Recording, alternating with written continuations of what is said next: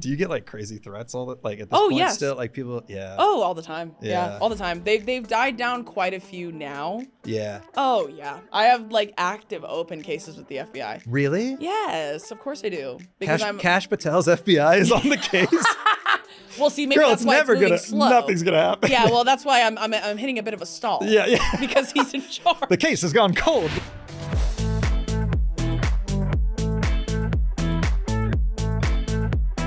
Hey everyone, and welcome back to another episode of the Comment Section Show. Sorry, me, your fave. Everybody knows me. Who cares about me? On to the guests. Today we have the iconic, the legendary, the hilarious Matt Buechele. Woo! Hello. Thank you. It's a thrill to be here. Oh my gosh, it's a thrill to have you. Yeah, right. We were talking about the Inland Empire. We were talking about the Inland Empire, where I'm from. Yeah. We were also talking about the many different studios I've been in LA. Yes, this is the best. It's very nice. This is very nice. This is, I would say, our nicest one. Mhm. One of them. It's top 5. Yeah. And I've been to 5. Yeah. Yeah. What was the worst one? The worst one was probably the last one. Well, no, actually, the worst one was it wasn't even a studio. It was like a storage unit. That's not. And a it show. had no air conditioning. Oh, great. And we film in the summer. Yeah. So, How long have you been doing this show? oh, I've been doing this for now 5 months. You've been about 5 days. You've been jumping around. Yeah, I was like, I'm real cold plunging it with you. Yeah, No, yeah. it's been about 3 years. Oh, like wow. Congrats. That's amazing. 4 years. 4 years, technically. 4 years? Yeah, 4 years. Long time. Does Yeah. it feel like a long time, or are you still having a good time? It only feels long when I look backwards. Sure, You know, sure. like, especially at season 1, like all of season 1, I like almost don't count because it was So a real, like, we were just figuring it out. Bumpy waters? Yeah, it was pretty bumpy waters Yeah, at the time. yeah. But like, it was more so because I think I thrive in a medium with not too much structure. So like I can kind Yeah. of just talk. There was way too much structure in the beginning. Yeah. It was like, let's play a game. And also, who am I, Yes. James Corden? I don't Yes. need to do this. Yeah, get in I the don't need car, to do all sing a this. song with me. Yeah, No. I was like, I'm going to go outside to the crosswalk and we're going to do a musical. Yeah. What do you think that is about no structure is better? Because I feel the same way, and I don't know what that means. I don't about know. it. I feel like part of it, I think it just depends on what the goal is. Like Sure. for me, the goal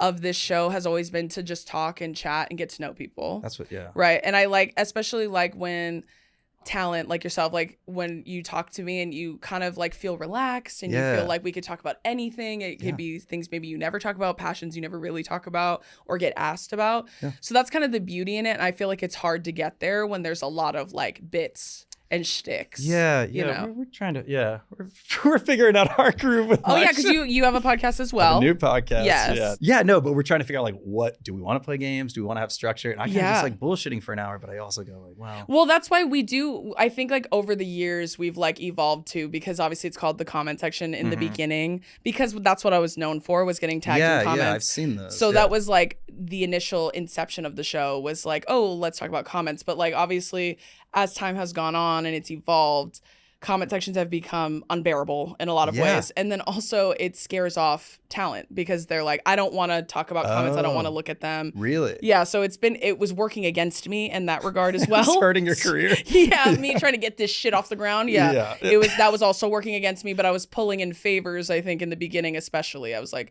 Yeah. pulling in a lot of like people that just loved me from online and they were just kind of fucking with me. Mhm. So they were willing to come and sit and bullshit with me Yeah. through the kinks. And now you've gotten past the bullshit things. Yes. And now, they really know it's selling. just a time to key, like talk, Yeah. promote whatever it is you would like to promote. And then also we can, at the end, we'll do a little bit of fun facts. Oh, sure. Yeah. I have my own in-house Nardwar.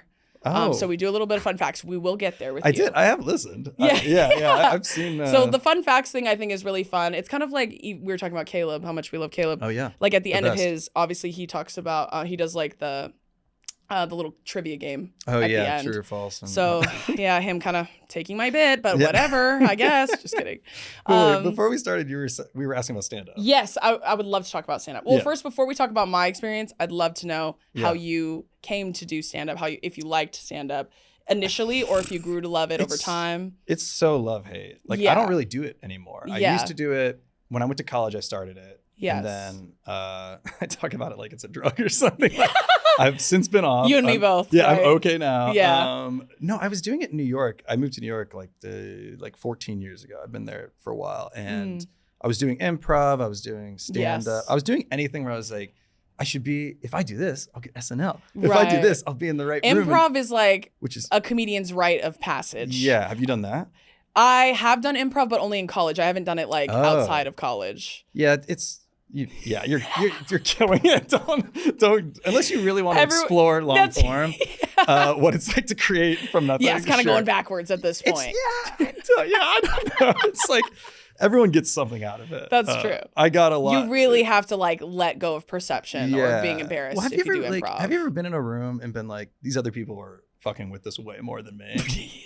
That's like what it was for me. Like, and it took me like 2 years to realize that I was not one of the guys. Right. You're like, it's not hitting me the way it's hitting you. Yeah, I was trying all that. I ended up doing more stand-up because I liked that there was something tangible to it. Yes, like improv, it disappears. Totally. You're done and you're like, that was awesome. And then you can't remember what happened. For real.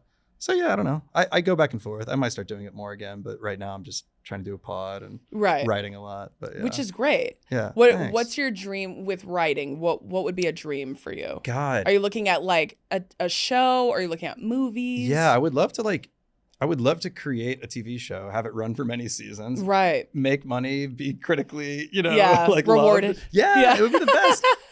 Easier said than done. Right. But turns out that's kind of difficult. It's not easy. Yeah. Turns out a lot of people want to do that. Yeah, a lot. Well, when I'm here, I also I feel it here too. I just like look around and I'm like, oh, every motherfucker here is trying to do this. Everyone's in the cafe writing. Yeah. You kind of get that Everybody's energy. like, I got to get out of the office to get inspiration. It's a cliche, but it feels like it's true. It's true. It's very true here. But yeah, no, that would be like the dream. I would like to write like theater. I would like to get a play going. Theater would be so cool. Do you like drama? Anything really. Yeah. Like, I mean, I guess I do comedy, but like I would do anything. I would write like a musical. I would do like. Oh my gosh, do you love to sing? I do, yeah. Do you like Broadway? Yeah. Oh my God, me too. How often do you go to New York? I go to New York, fucking A, at this point. It feels like I go like twice a month, but like I was just in New York like a week and a half ago. No, I was only there for 12 hours. I literally flew to New York, woke up there, did work, went straight to the airport, flew back to LA. Oh. Woke up in LA, went to the airport again, flew to Hawaii, flew back the next day. So that's I just too much. Yeah. That's too much. That's why I was like, I jumped 3 time zones in 3 days. Yeah, that's But I love New York though. When I was there a week ago, that is the kind of weather that like convinces you to move to New York. I was saying like it was really good in the spring, summer, obviously it's summer now, but like New York has about a 12-day window where the weather is so awesome that you're like, I could live here. Yeah. I could live here. Then you move there and then 2 weeks later, it's Satan's ass. Yeah, it's so hot. It's Satan's ass. It's a lot. It's all and of you're Satan smelling down. It's shit. all of Satan's down. Yeah, and you're smelling human shit roasting, and there's not a beach in sight. There's no wind. It's charming. You enjoy it. It's fun. I'm like, this is that kind of weather that tricks you into moving to New York. No, yeah, you're right. It's a 12-day It was so window. beautiful there when I went last week. So glad you got to have that. Yeah, I was walking. I was like, oh, this is that window. Oh, I love when it's like this. By the time I go back, it's gonna be hell. I'm gonna be in Satan. I'm gonna be downstairs with Satan. You're outside the window when you go back. Yeah, no, it's good right now. What are some Broadway shows you've seen? Have you seen recently that you've been loving? What have I seen that I love lately? It was a weird year for musicals. I feel like there was nothing like that's very true, amazing or new. Yeah, like super new. This is older, but I saw Buena Vista Social Club recently. Ooh, and loved it. Do you know anything about this? I've only seen like the poster and clips. It's I've great. Never it's watched just it. like the plot barely matters. It's just a Cuban music concert for like 2 hours. It's amazing. And it's like New York, and so there's a lot of people with family from there or from there themselves. Yeah, so they're playing all these songs from the '60s. Ooh, I love. And everyone knows the lyrics, and I'm just sitting there like bopping around, like, ooh, how fun! Just like, happy to be a part of it. Happy to be in the room. The energy is phenomenal. Right. Like, oh, it's great. Yeah, you should see that. I think the last musical I saw in New York was Wicked, honestly, but that's only because I'd never seen it in New York. I've never seen it either. Oh, you have to. Do you like the movies? Okay. I don't know who you're friends with. I don't know like what's going on. Like, I am friends with Cynthia Erivo. Oh, okay. But I did love both movies, and that could be my bias showing because I loved the musical itself. The music's great. But I had never seen it on Broadway at the Gershwin Theater, so like I really wanted. Deliver? Yes, it did. Okay, cool. Like when I went, I was like, okay, I'm buying into this fucking thing. Yeah. I'm being indoctrinated into the church of Wicked, you know, when I'm actively there. No, but it's a good church to be. I'm telling you. I think so. It's been running forever. Yeah. I mean, for a reason, I would say.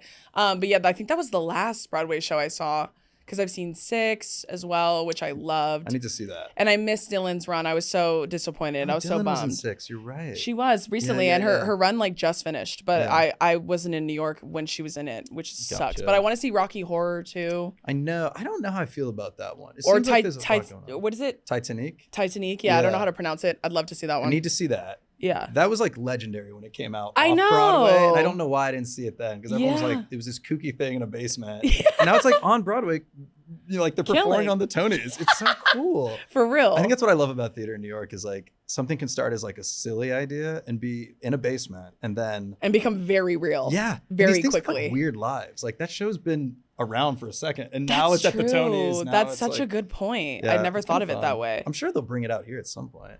I hope so. I don't know how touring companies. I was like, well, let's get them on the pod. Let's ask. Get the whole cast. The whole cast. The back office crew. Yeah, let's talk to them. Well, let's pivot back to, I want to talk about stand-up because we were chatting about stand-up. Sure, yeah. So what did you love about stand-up and what did you not really love about it? You know, I love that it was like, if it went well, you were like, oh, I'm so smart. I came up with this thing. I came up with this thing and it's all me. But totally. On the same side of that coin, I hated that if it was terrible, you were like, I'm the dumbest person. Like I thought I'm only the most you. unfunny, ugliest person alive. Yeah, it all falls on you. You're like, I thought this was so fucking You're a team funny. of one, yeah, essentially. It's like that was the best part of improv. When it went bad, everyone was like, they just didn't get it. It's like, meanwhile, it's like the worst shit you've ever done on stage. You're like, clearly they're not open. They didn't get it. You're right. You were Some people don't understand art. Yeah, so, your object work was killing it. It wasn't you.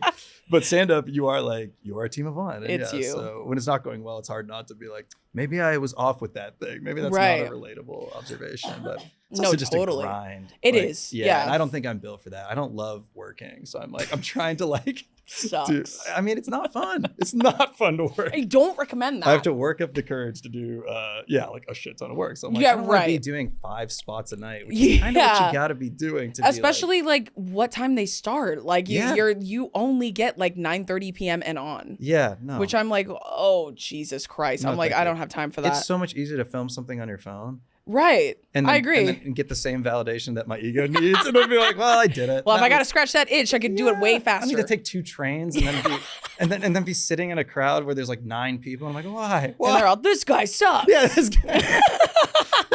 You know how sad that train ride home is? For real, like real quiet train ride home. home. I could have bombed on TikTok and learned way quicker that this wasn't worth doing. That's a good point. Rewrite. That's a really good point. Yeah. I think with me, like what we were talking about with structure. Yeah. That's this is kind of how I talked about it with Caleb because he's like encouraged me to do it for years and I have tried it a couple times and I enjoyed it. I did well. I think by all respects I did well. Like nobody booed or anything, so I would assume I'm taking my wins. If the barometer is no one booed. Well, no one booed, and no that could have tomatoes. That could have been because I was holding a gun, but that's besides the point. Sure, and you gotta you gotta remove that from me. Yeah, if you want any advice, context aside, I think you gotta leave the gun in the car when you're going out. I even told Caleb because I opened for him. That was like the very first time I ever did it. For Caleb, that's so fun. Yeah, which is fucking crazy. I was hilarious. Like, you're an idiot for picking me. That's why I was telling Caleb.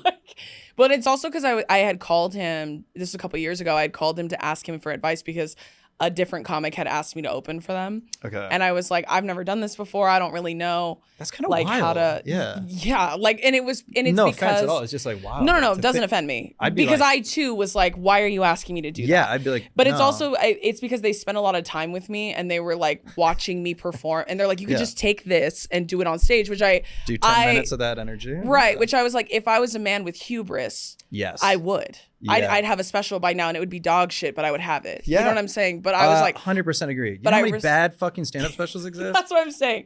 But I have respect for the craft. So I really, if I was going to do it, I wanted to do it right. So that's why I called Caleb and I was trying to pick his brain about it. And I was like chatting with him. I was like, well, I just like, I don't really do this. I haven't really written jokes like that. I have like jokes in my head, but they're not like long enough, I don't think. Like I haven't learned how to do that. And he just listened to me and then he was like, well, if we're going to do 5 for her, you should do it for fucking me. I asked you first. That's so funny. And then we started laughing. I go, bitch, I'm not even, I was like, girl, I'm asking you for advice. Yeah. And he was like, yeah, I'll help you if you come do mine. Yeah. And he was like, please do mine first. Because like his was way sooner than the other one I got asked to do. Where was it? His was at the Largo. Cool. Yeah, so you did it. Yeah. You did fine. That was my opening 5, yeah. The first time you ever did stand-up was opening from at the Largo. Yes. That's pretty cool. I think so. That's amazing. I told my other buddy who does stand-up, he was like, holy fuck, dude. I was like, yeah, I know, huge pressure. But it was him and Chris Fleming, which I did not know Chris was going to be there. These are kind of like powerhouses. What the hell? And then my dumbass is first. Mount Rushmore of the new. Yeah, and here I am on stage going, you guys download TikTok? I don't know how to make these long, but here I go. I was like, so I'm just going to say a bunch of punchlines and you guys tell me if it hits. Oh, I'm sure people loved you. Yeah, it was good. I can't think of a room that would have been kinder. That's what I told him. I was like, well, and he's like, you're going to be safe with my audience. Like, you know that. And I was like, I guess. And then I told him, I was like, okay. And he asked me do you want me to promote it that way? Or do you want to just kind of pop in? Mm-hmm. And I was like, I'll just pop in. Because I told him if I pop in. Oh, that's so smart. Yeah. I was like, I would rather pop in because I want to find out if I'm for real. Like, I want to find out if I'm funny, if there are people in there. I love my fans and I know that they love me and I know they find me funny, but I won't hear for real. Yeah. Like I think they'll just laugh at anything I say, but I want to hear from people who did not come for me if they really find smart. me funny. Yeah. You know? And so and then well, but it still didn't give you the bug of like, I need to do this every week? Not really, because when I did it, I think there was definitely places I could have picked up and improved, which I knew. I was actively actively editing as I was like telling the jokes. Well, that's what's tough too, well, and also like memorizing it was like a whole nother thing, even though I was only doing 5. Me either. So that's why and then I did stand up again for a different thing, and that was kind of where I was like, I just don't know if this is my favorite thing to do right now. I have so many irons in the fire of things I'm doing. That is also what I tell myself when I'm avoiding something I should be doing. Right, literally. I just don't think it's right in this moment. Yeah, the universe doesn't need that from me right now. Getting multiple emails about it. I'm for real. I don't know. There's like a gut thing. And I think I figured out as I talked through it with Caleb and other people that do stand up too that I love dearly. Yeah. I think it was the structure of it, because I was like, I'm an improv girl more than anything. I like to riff more than anything. And I don't want to spend the whole set doing crowd work. That's not stand-up. I don't want to do that either. Yeah, so I was like, well, then at that point, I'm just doing a live podcast. At that point, I'm sure you've taken this on the road, right? Not this one, no. Not this? I do have another podcast with my sister that I do live. I perform live all the time. Okay, cool. This one's a little more difficult to tour because it's guest heavy. So it requires so you gotta talent. Find someone in the city to... Yeah, and it requires logistics and all that. And it's just, and I hate touring. Do you like touring? I don't really tour, no. Yeah, I think I'd like to try it. I don't recommend it. Why? Personally. What's so bad about it? Well, it feels like you're on the run. From who? From I don't know. From what? It feels like I'm being chased. Like because you go to sleep, you wake up in another city. And you gotta go to a hotel room. Or if it depends, if you tour by bus or by plane. Plane was awful to me because I'm like, flying sucks. I'd rather do a bus. So we did like a bus tour, which was great. The bus was honestly the best part. I thought it was going to be the most difficult part. We're like children. We're like, the bus was fun. The bus was awesome. Yeah, it's not the bus performing to hundreds of people. No. It was literally the bus had this really cool piece of furniture. And I think it's because the bus felt like home. And I'm like as extroverted as I am, as much as I love to perform. You like to be anchored to this room in this town. I like to be at home, like more than anything. And so living on the road like that, it felt like every morning I woke up and I only had enough time to shower, wipe everything down, and get back in the bus. Gotta wipe everything down. That's why I said I'm being chased. Yeah. That's why I said I felt like Jason Bourne. Like I had to keep changing my last name. I have to keep changing my area code. I had to kill a few thugs and then for real. For real. I'm like, go to sleep. You were Russian mercenaries. Yeah. What a tour.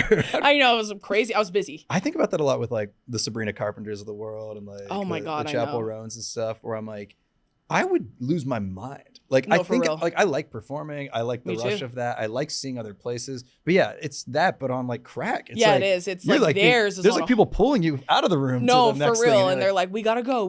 And then when they do those tours too, like they do a bunch of press in between, like appearances. How do you have anything up here during that period? You don't. I think that's why a lot of times celebrities end up seem like they're lobotomized at a certain point. And it's because you literally can only do so much. Like you can only be so energetic and have a personality like for so long. Yeah, it's impossible. You're authentic for like 2 years. Yeah, after you get famous, and then it's like after that you have like your repertoire of shit that you know works. Yes. And you just kind of go back to that well. When I see an artist announce like a tour, this is a sign I'm getting older. It's like I literally look at the dates and I go, that's not a lot of time to get from Cincinnati to like You're mapping it out. I literally look at it, I just think like, God damn. Good luck to you. Hope you don't miss a flight. It's 3 shows and 3 different. All right. And I was like, she's good gonna luck. be okay, I guess. I'm like a fucking dad. I'm like, what am I doing? I know when they do like the global tour, same thing. I'm like, they're going from Frankfurt to Milan, and I was like, that just can't work. How does that work?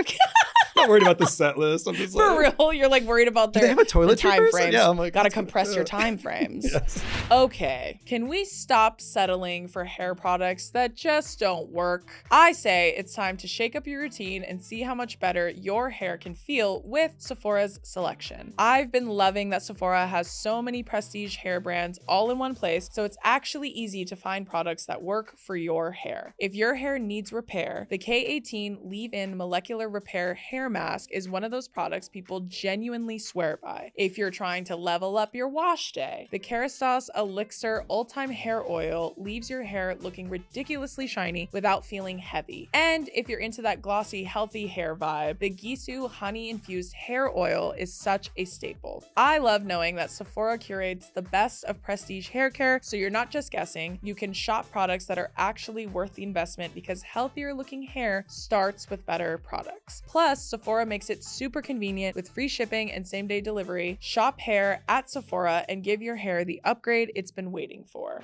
Hey y'all, it's me, and I want to talk to y'all about something a little bit serious, but something that's very real that I personally experience. Sometimes when I'm having a lot of really intrusive thoughts or things that are interrupting my workflow, for example, I can sometimes associate it with anxiety, which I also have. But for a lot of people, that feeling is not just anxiety, that's OCD, like me. And most of them have no idea. Not the organizing stereotype, real OCD is persistent, unwanted, intrusive thoughts that feel totally out of character, along with mental or physical behaviors you feel driven to do to get relief, even when it never actually comes. These thoughts can feel very real, which is what makes them so upsetting. OCD is highly treatable with the right kind of specialized therapy. It needs ERP exposure and response prevention therapy, proven to be the most effective treatment. NoCD is the world's leading provider of OCD treatment covered by insurance for over 138 million Americans. Licensed therapists specialize in ERP therapy and live face-to-face virtual sessions with support between sessions, so you're never facing OCD alone. If you're struggling with OCD or unrelenting intrusive thoughts, NoCD can help. Book a free 15-minute call to get started at nocd.com. Well, what are some pieces of media, like what you talked about wanting to write? What are some like shows or movies that you've been loving lately? Oh gosh, lately. Whether it's from a writer's perspective or just generally consumption. I'm like the worst person. Like I don't watch as many things as I should. The last thing Me either. I'm just like bad about it. I started watching Mad Men this year. Oh, interesting. Have you never watched it before? Never watched it before. I've only watched a few episodes. See, when my parents were super into it. One of my people. Yeah. I watched the first season. Didn't finish the first season. But everyone, anytime I talked to them, I was like, "Oh, I'm loving it. I'm loving it. It's the best thing." And I just stopped. I don't know what that is. And it's been a while, and I'm like, I need to get back into it. Right. And I'm like, no, I probably never will. But Mad Men was great. Everyone's acting their asses off. Incredible writing. Right. It's great storytelling. That was me with Stranger Things. Like I watched. I did the first season of that. 3. I'm asking my sister. Just season 3 or up to season? I only watched season 3. Front to back. I watched season 3 front to back, no context, no understanding, this no little nothing. Girl with the shaved head. And I finished. I was like, "Whoa, she has powers! Whoa!" It was the one where they're in the mall. That was the only one I watched. Cool. And then at the end, I was like, "Wow, that was incredible!"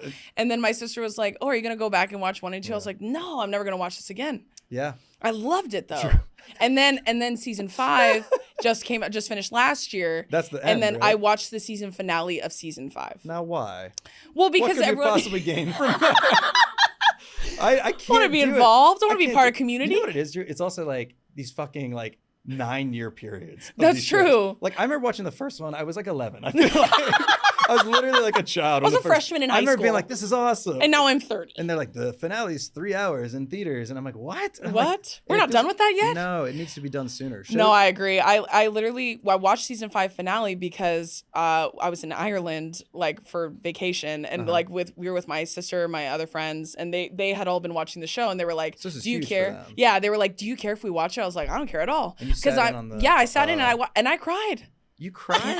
Dude, what's going on? You know 2 people's names. And I got emotional. Yeah. I was like, Wow, that was like, oh my God, 10 years. Like, that's beautiful. Me not being a part of any of it. Me getting swept up in the emotion. And the fun of it, which I do get that. I watched the end of Game of Thrones, never watched an episode in my life. I watched really? That one I did watch. Yeah, and everyone hated it. And that's true. It was terrible. Sucks. And I was sort of like, I'm having fun. Well, I had a good time. I had a good time. I was like, I should watch this show. Yeah, I joked about it with my producer Amanda, who's here too. I like about Stranger Things finale, me having no knowledge at all. I was like, I'm gonna enjoy things I don't understand. I'm gonna enjoy them. Like, I'm gonna enjoy them. Beautiful borderline religious way of living. Yeah, I'm gonna enjoy them. Yeah, that's I don't understand it. I don't know. I don't have the context. I don't need it. Well, you know what it is that I've realized in my life is, and this is so pathetic, but it's like TikTok brain. Right. We're like, couldn't tell you what season, what episode. But when that girl was like listening to Running Up That Hill, right, and being like levitated or something, right, I watched that and I was like, this is powerful. Yeah. I was like, this is incredible. No, and that was all I needed. And then I was like, and now I can talk about it at the bar tonight. That's exactly what I've done. Great use of the song. I could talk about it. Oh, there's so many things I've done that with. Like, I even did that with Love Island. Oh, yeah. Have you ever watched that show? No, I'm getting clips like you wouldn't believe. Me too. You would think I'm a huge fan, but I'm not. I've never watched it. I'm not engaging either. I try to watch like a few, and I'm like, no. Yeah. And they keep feeding me. They keep feeding it to you because they need you to watch it. What's the premise of Love Island? Oh, I'd love to tell you. Yeah. So basically, they bring in men and women. Sure. I got that far from the clips. Everyone is straight. I knew they were all. And that's about it. And that they're all straight. So that's important too. No ambiguity? No one. There's no ambiguity whatsoever. If there is, it's not being platformed. It's all like under the assumption everyone is straight. Okay. So they bring them in. They introduce them differently every season, but like who goes first, like whether it's girls first or boys, it kind of switches off. But essentially, they make the number uneven, or they make it even. So you can't all pair up. Yeah, essentially. So it's like 5 and 5. You kind of pair up that way, and some people are unhappy, some people are happy. But why pair up? Like, right. Well, because the point is to make it to the end. You can't make it to the end unless you're in a couple. And they're all pretending that they want to find love, but we all know it's so they can be an Instagram influencer, and that's okay. We all know it. We know what's tea. It's okay. Yeah. So now, like, then throughout the course of the show, they have them do challenges or games where they're honestly just dry humping each other. Yeah, like, that's really all they're doing and making out. Yeah. And then they'll bring in bombshells or new men or women, and then it throws off the numbers, and then people will want to recouple if they like someone else more. So it's like musical chairs for essentially. Yes. It's sexual musical chairs. Sexual musical chairs. Yeah. And do then they win prize money at the end? Yes. There's like $100,000 or something at the end. And are they allowed to touch each other or no? Yes. They are. Yes. They touch each other quite often. Isn't there one where you can't touch each other? Yeah, that's too hot to handle.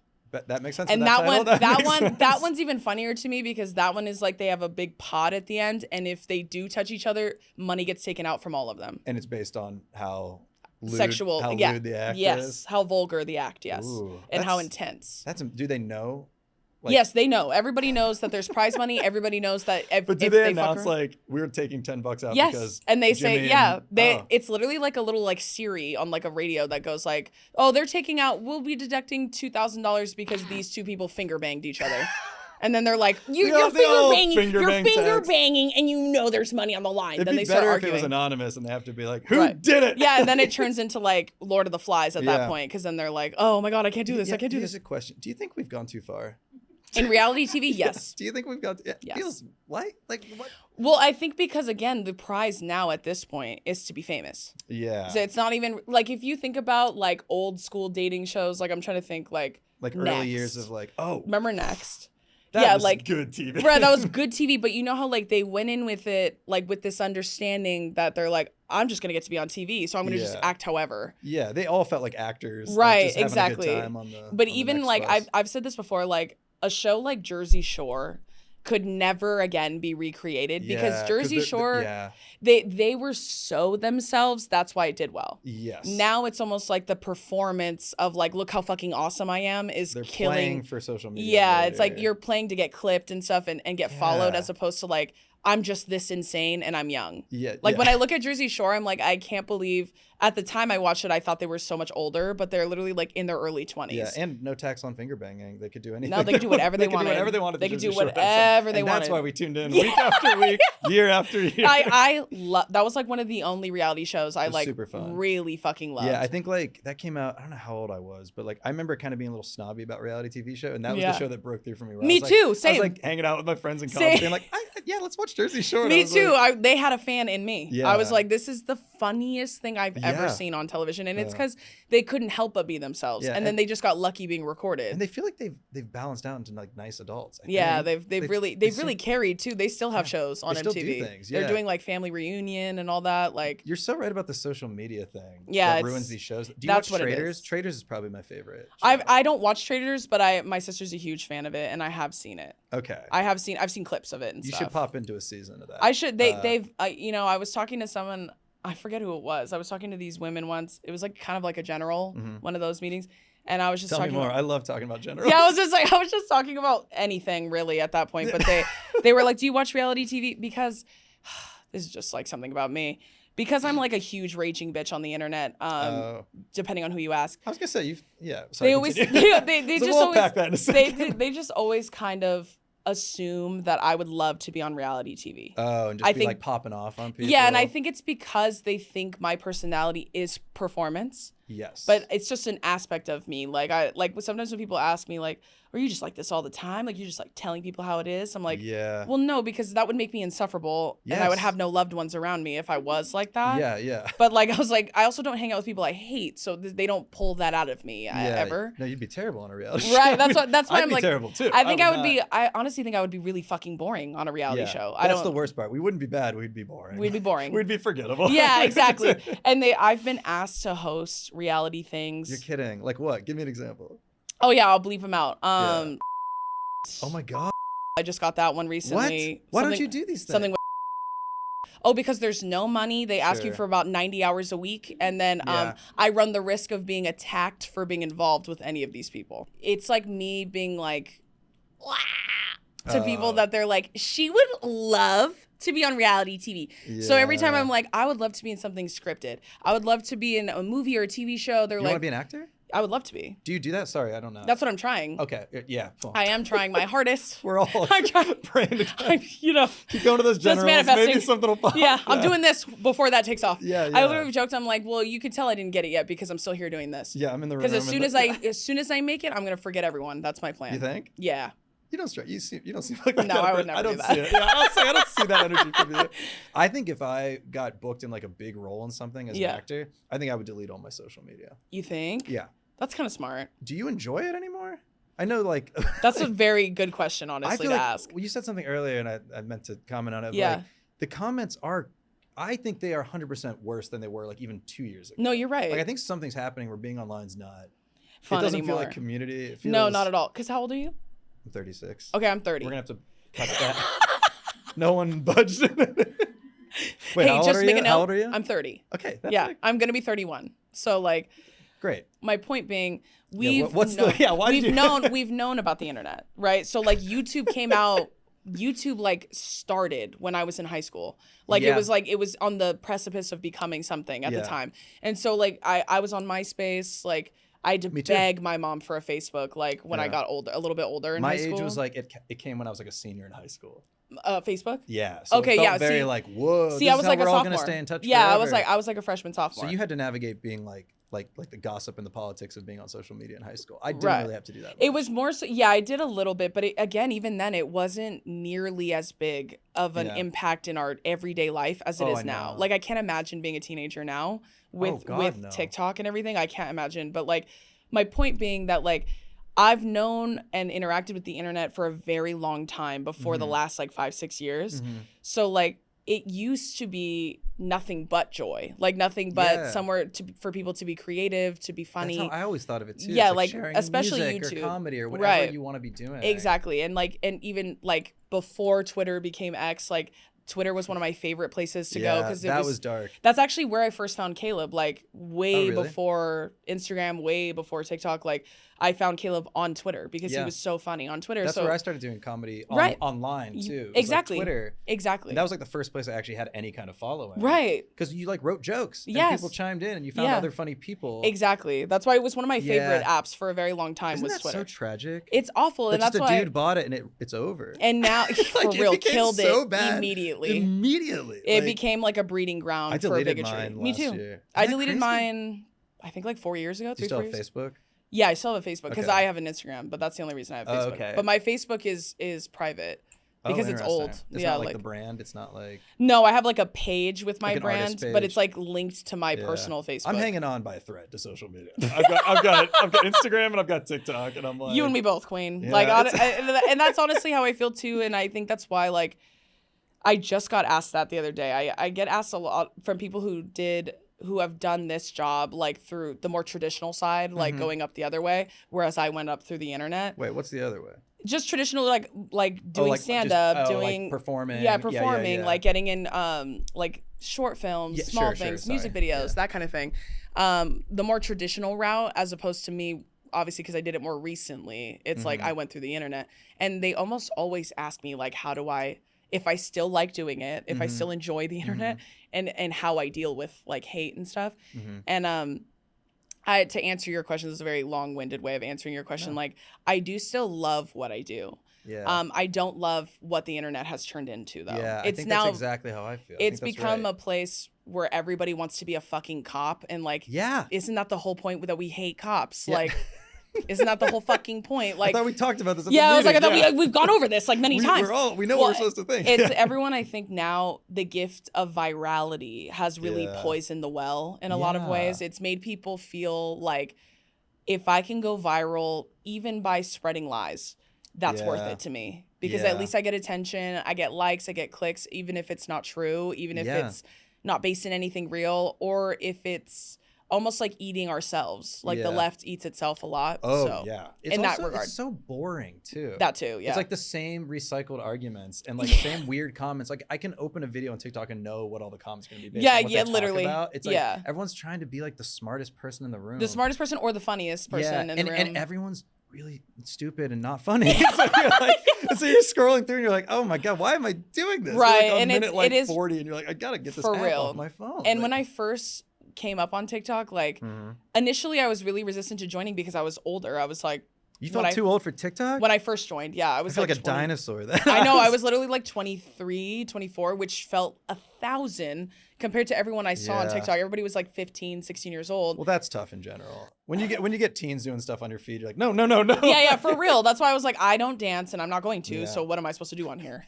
You know what I mean? It's over. I'm cooked. Yeah. Like the kids say. Yeah, you're chopped. I'm so chopped and unk. I'm so chopped and unk. I'm like great unk. You're chopped and great unk. I feel very like energetic and good at my age, but I go on TikTok sometimes. I'm like, I'm the oldest man alive. I'm the oldest man that's ever lived. I'm the oldest, most unplugged person who's ever lived. I'm like, what's happening? There's a certain like tier of joke that I feel like I can't reach anymore. Yeah. Like the 6'7" stuff was throwing me for a million years. It still will. Like I still don't understand it. I think the kids are just having fun. I feel like we did stupid shit that didn't mean anything. That's true. Like even but even then, sometimes I bring up jokes. I'm like, do you guys remember this? And everyone's like, I was born in 2003. And I'm all, forget it. Fucking forget it, man. Forget it. I used to like I don't really engage with people in the comments that much, but like when I started to like do pretty well online, I would like fight back a little, and you can't like, I don't know, I can't do that without coming off as like really lame. So like, because then also I would realize like it's like someone with like an anime avatar. I've never seen them in my life. Yeah. God bless anime, not knocking the genre. But like then I would. But it's just a weird coincidence. But it's a weird coincidence. Yeah. Let's just call it what it is. It is weird that you all have like animated foxes and things. It's true. And then you go to the page and you're like, I'm fighting with a child. A child. A literal child. A child. Yeah. And I'm paying bills. I have things I have to do. I can rent a car. Yes. I shouldn't be doing this. I'm a best man in a wedding this month, and I'm fighting with a child. About like leftist policy. Yeah.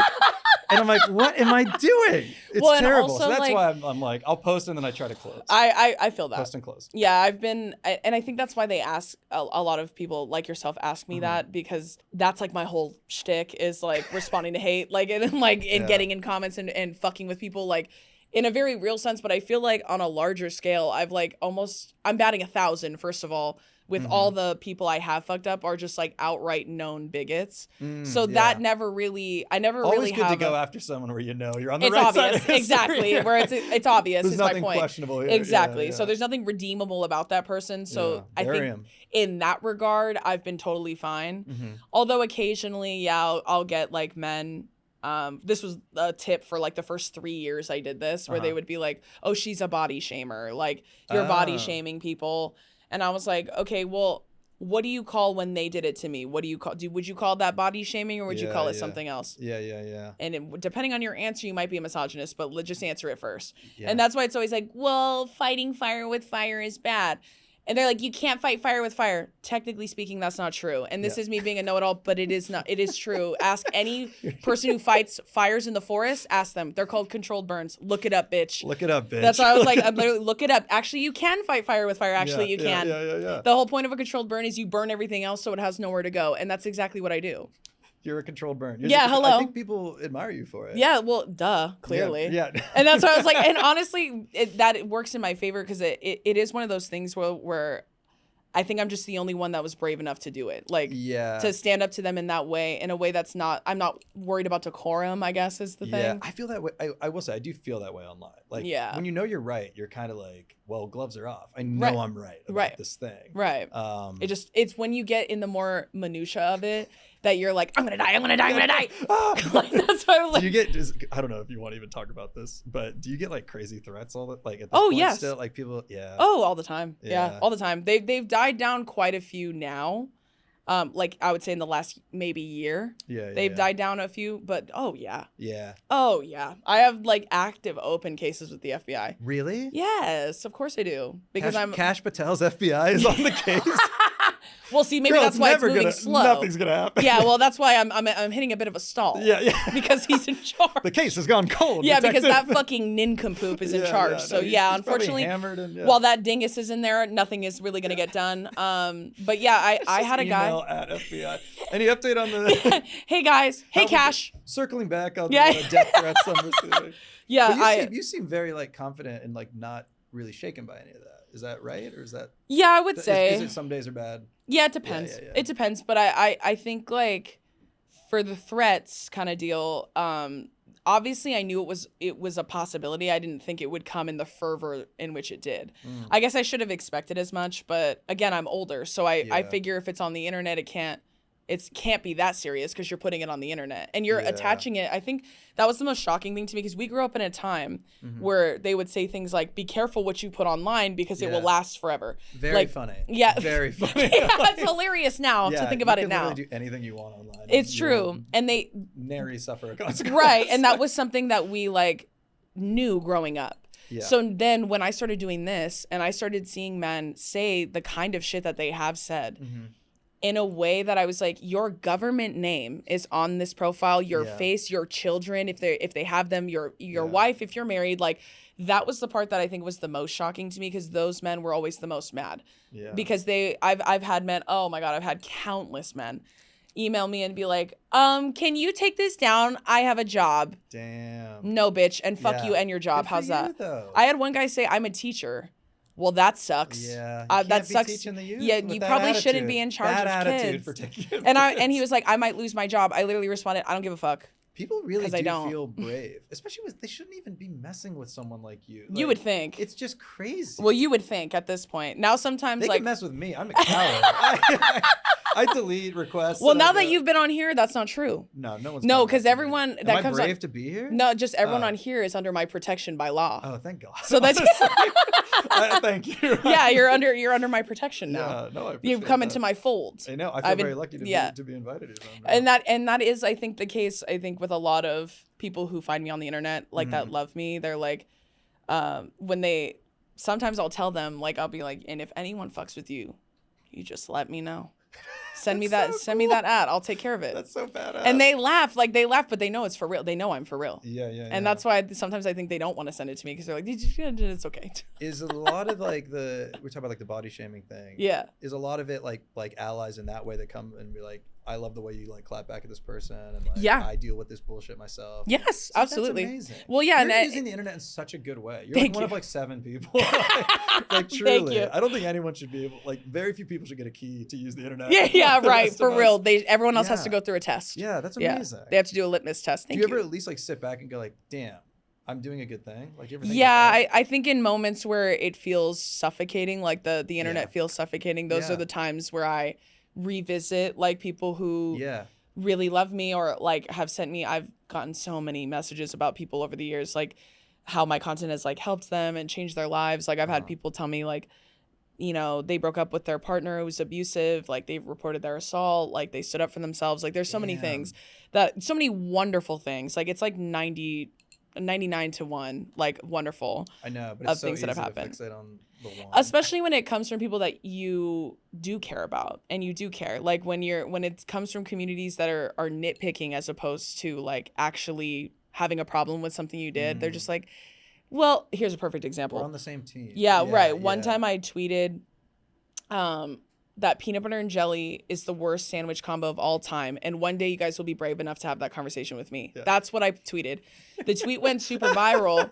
I had people responding to that and telling me that I was classist. Oh. And that was an elitist point of view because only poor people eat peanut butter and jelly, which I was like, no, you saying that is classist. Yeah. You saying that only poor people eat. Everyone wants to say something genius about it. And I'm like, we used to be able, before it became X, we used to be able to just fire off these thoughts. And that was my favorite part of Twitter. I could put some bullshit like that on the internet and then we could giggle and laugh about it. And then I enjoy like a friendly banter. I love a good like discussion. I love a good like, well, actually this, like whatever. Yeah, and then we can make jokes. Fun. Hello. We're all joking around. I feel like I've like put myself in a corner because I talk about politics a lot when I'm doing my comedy. Yeah. And I'll do like a video about like, I don't know, like just like the weather in New York. And I'm like, wow, you're not going to talk about the wildfire in this region of, and I'm like, dude, I don't know. I just want to make a video about French fries or whatever. Yeah. I'm like I feel like I've put myself in this place. Right. Like, wow, staying silent on the conflict of the, and I'm like, well, what am I? Well, I no. Like get registered to vote. Don't bother me. Right. Like, well, yes. Well,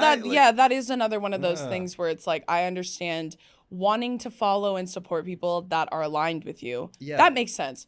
When you know they're aligned, at what point are you going to be like, okay, maybe this is too much? And I just talked about this on the last episode I just recorded where it's like, there's no good faith anymore.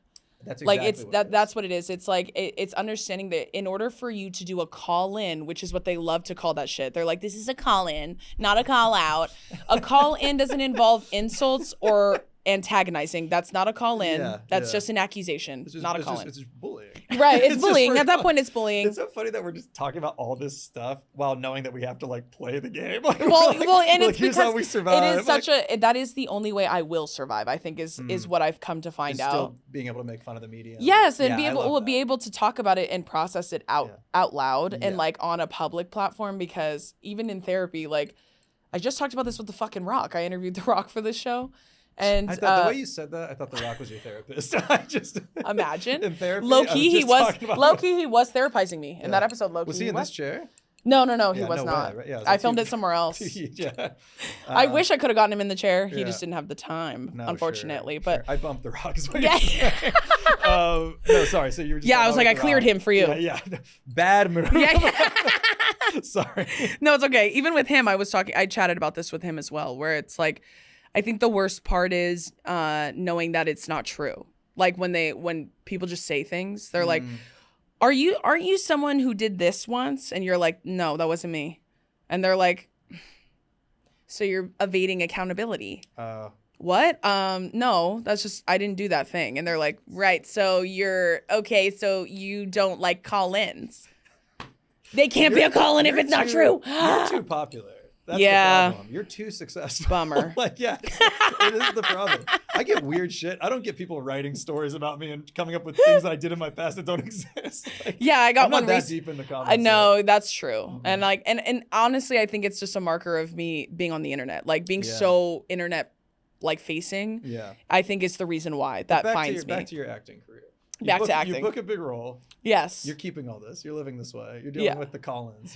I think, I mean, it depends. Like, I would like... Give it to the team. Yeah, I would... The team handle. I agree. I would like to get to a point where I can interact with social media in a way that doesn't scare me or make me upset, which is just kind of posting and going. Like, there's a lot of people, I think, that do that now, purely for the health and safety of their mind. Yeah. And I understand why. Like, the internet can be as beautiful and amazing and connective as it can be. It can also be extremely like magnifying, pointed, and divisive. Like and it makes it really hard to enjoy yourself, like to enjoy life, to enjoy like just general life experience. Like I was talking about this with my last guest as well. Like sometimes when people are extremely nitpicky like that, Mm-hmm. like we were kind of joking about them, you go and you look and they're so young. Like 9 times out of 10, they're like born in the 2000 and on. That's what bums me out. Me these too. Are also the people like talking about like body stuff. I feel like so many of the comments are always like, body's incredible. Your body's how do I get that skinny? How do I I feel like we've gone a complete fucking 180 culturally. Right, totally. On, like, body positivity, like PC stuff. Yeah. Obviously with the state of like comedy and stuff. Yeah. It's like there's been this extreme pushback on like woke culture, which whatever the fuck that means. Whatever. Like, to conservatives that means something completely different. But it's like I opened my phone this past week, and have you seen this challenge where people are doing like accents, like saying the same phrase in different accents? No, I saw the same phrase in different like tones, like they're like sarcastic, happy. Yeah. No.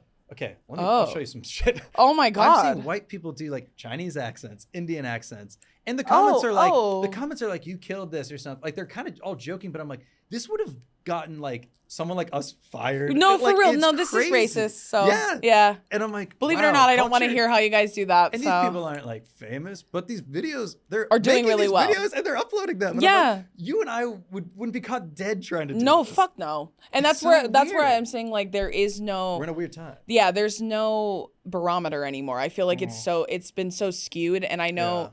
I know it's because the world is so awful. Like, I know it's because the government is so fucking terrible. The administration's fucking terrible. It's like they're making life harder so it's easier, which ties back to reality TV. Yeah. And like, have we gone too far? Yes. And I do think it's because like, especially in reality TV, like I think people hyperfixate on reality a lot when the government is terrible. And this is very true over time. If you look at other really popular, Jersey Shore is another great time.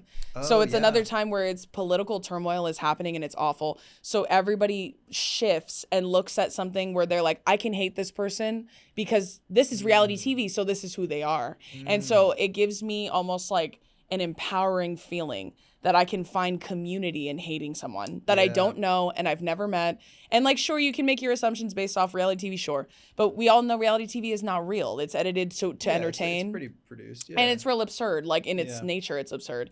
But it's one of those things where I think that's how social media has become too. It's now an evergreen thing where you can fling mud at anybody and it feels good. It feels good because I hate my life and I hate my circumstance and I hate everything that's going on. This makes me feel good though. I don't know.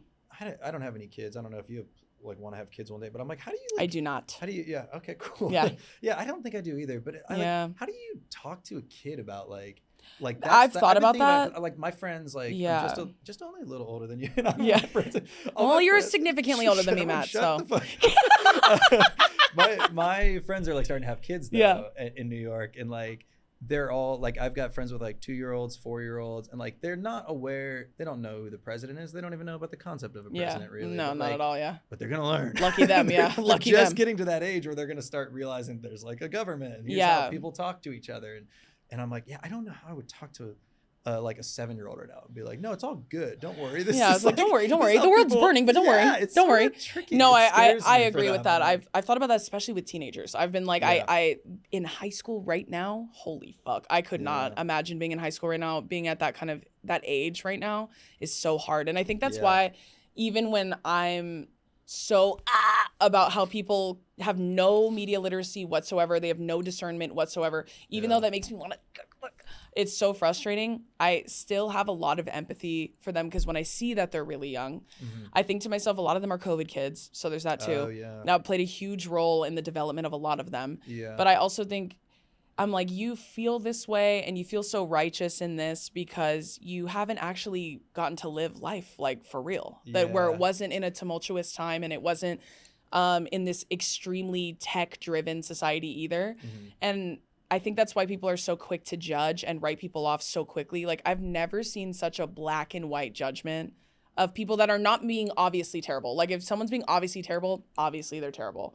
But it's like when people do things that you're just maybe not the biggest fan of. It can be the end. It immediately, immediately it's like, okay, you're MAGA. And you suck. And you probably hate immigrants. That's probably what you do too. None of which is true and none of which is rooted in anything true. But it becomes that, I think, snowball.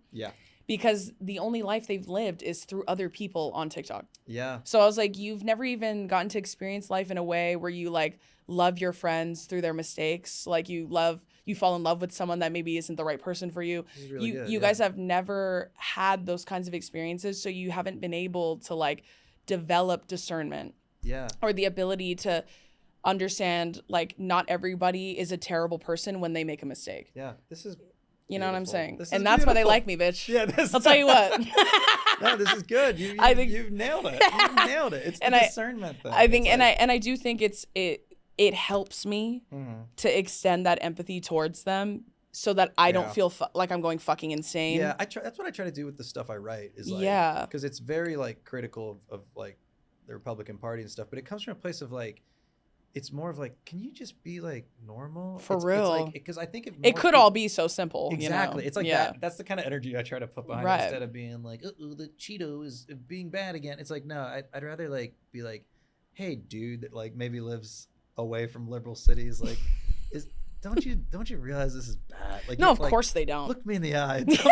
Tell me you love what's going on. And I think I don't believe you. I don't believe you. Right. And I think, have you seen that Into the Manosphere documentary? No. On Netflix. The Louis Theroux. Yeah. It's really good. I highly recommend. Okay. There's some of my main ops in that documentary. All your ops? Yeah. Like some dudes I've actually fucked up for real online. Targets you. Yeah, and they hate me. Like, for real. They've gone on record saying how much they hate me. Didn't mention me in this video though. That's fucked up. Oh no. But in that documentary, it's very interesting to watch, like, how they kind of move, because this is not the case for all bigots. Trust me when I say this is not the case. But there are some men in that documentary where he actually asked them, after spending like weeks with them, he's like, do you actually believe some of the stuff you say? Because some of the stuff you say, you're not living in your private life. Yeah. You're just saying it online. It's like that troll culture. Yeah, and then some of them will be like, well, that's just something I just say. Which, like, because they're a dumb bitch, so that's one. But two, it's literally because I'm like, so you're either an actual terrible person who got lucky and started recording yourself, or you're pretending to be a terrible person so you can make money. Which one's worse? I can't tell which one's worse, because they're both fucking awful in different fonts. And that's where I think that black and white shit should be applied, is there. When you're talking about people who genuinely love others and care about others, and then they do something that maybe feels a little left of center of what you believe they should be doing. Yeah. Then it turns into a write-off where they're like, no, now you're a bigot. Yeah. No, now I fucking hate you. So, yeah.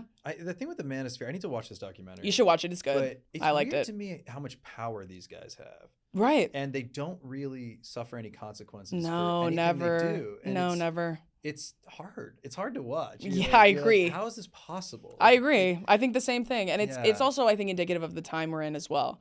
Because it's so tumultuous politically, and it's awful. Women, I think, more than ever in the last 5 to 10 years especially, have really, really like pulled away from men in a lot of ways. And they've become extremely independent. They've become even more radically feminist than they already were. I think that's good. That's where that's like men are experiencing a loneliness issue. Yeah, men are put in the corner. Right. And it's just like the same thing where there was like a movement in Korea where women just refuse to have kids. Sleeping. Oh, okay. They just refuse to have kids, like and sleep with men at all, but like just they're not having kids anymore. And then they had like a birth rate shortage for the first time in the history of Korea. We have the power. Yeah. Right. I'm telling you. Well, and that's one of those things. That's what I'm doing is like waking everyone up. I'm like telling women like you don't have to settle for garbage. No. Yeah. And you can live your entire life unpartnered and be happy, fulfilled, successful. You can have sex, you can be desired, you can be sexualized, all of those things.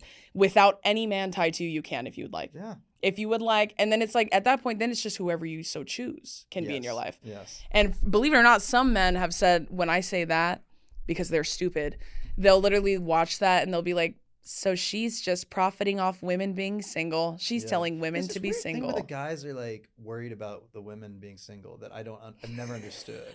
Where it's like you're gonna die alone with your cats or whatever. That's like such a thing. It sounds awesome. It sounds cool. Yeah. To die alone. Oh no! Don't threaten me with dying alone. Write that in a novel. Oh no! Don't do that. I would hate that. Yeah, or being harassed and I know. What's my option? There are a lot of bad ways to die. Yeah, I was gonna say. Alone with your loved cats. I don't know. Well, and that's what I've talked about because I've defended fat people very, very, very many times, and I've talked about like fatness as a whole, like the idea, concept, the perception of fatness, and I've talked about how like being fat is not the worst thing that could ever happen to you. Yeah. What if you had cancer? Yeah. that's actually a lot worse than being fat. So it's like, it's one of those words when you put it in perspective, you're like, oh, this is not the worst thing that could ever happen to me. This is not the worst thing that anyone could ever say about me. And it's one of those things where because I get called fat and ugly constantly by men. And like ugly, lie. Fat, depends on who you ask. Right? Like, because I'm a big fat fatty compared to some people. And then some people I'm not. So it's one of those things where it's really subjective. Perspectively. Yeah, it's really, it's a reframe. That's what my therapist calls those. Reframing. We gotta get therapist. Might be The Rock, might be a therapist. Might be The Rock, allegedly. I think these people, because when I get into it in my DMs with like Republican dudes, they always have first of all, they're always private accounts, which are like coward. But then their profile photo is like, it's usually them on a dock with like on their knee with like their wife and like 6 kids and all. And I think like part of me really deep down thinks that like they are unhappy and they're like, that's why they get so mad that like single women aren't having kids and having families, because they're doing it and they're like, no, you gotta do this too. I was forced to do this. You gotta do this too, and this is how we live and be good people. And it's like, what? Like, it just, if you're that aggressive, you're not happy at home. For real. And I'm not saying it's like a closeted thing, but it's like there might be something else going on if these people are so obsessed. No, you hate your wife. I guarantee you. Hate your wife. Yeah, you hate your wife. You might hate the gender across the board. Right, like all across the board. Anyone. Yeah, I even Caleb's joked about that too, where he's like, if I ever get hard for the money, I'm just gonna go down a Republican comedy route. Yeah. If I want to buy a yacht or something, if I want to do something crazy, he's got to hurry. Now's the moment. It's happening now. Yeah, the window's open right now. Yeah, that Roseanne window is wide open.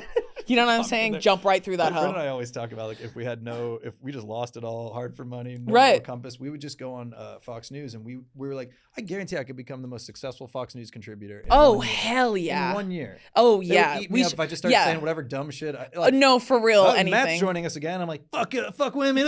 Like, look at that guy. Me too. If I got so desperate to be relevant and famous and make money, I could do the same thing. But I would do one of those like, I'm a former feminist. Yeah. And I've learned why it's so harmful. I lived in New York City for 14. I had to leave. It got too crazy. Yeah, that's me deprogramming. They let too many of those people. Yeah, I literally go down the trad wife route. Oh my God. Yeah, I just go down that route. Yeah. And then if I really get hard for the money, I'll start doing that. Dark. Yeah. But an option. Yeah, right. Honestly, I'd rather honestly just fuck off into oblivion. I would rather do that than honestly go down the trad wife route. Pick up a trade. Oh, we don't need more that's so talking. True. That's such a good point. Should be a fucking we need air traffic controllers, don't we? Don't we? Planes aren't. There's a teacher shortage. There's a nurse shortage.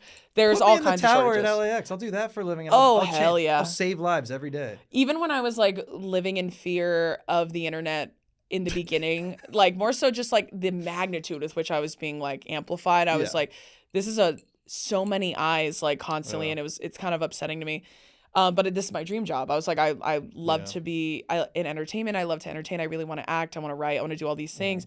So this is like a dream for me, but I do have to like make peace with what I am leaving behind.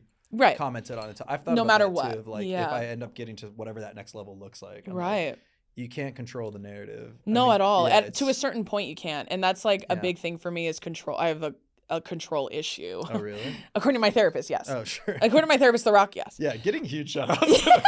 Whatever you're paying them, definitely. Right, for real. I talk about her constantly. But yeah, like working through what I've had to let go of has been probably one of the harder parts of doing it. But when I was first like, doing the internet stuff, I had maybe just started the comment section and I was getting nervous. My fiance was like, I was like, well, what if it all goes away like tomorrow?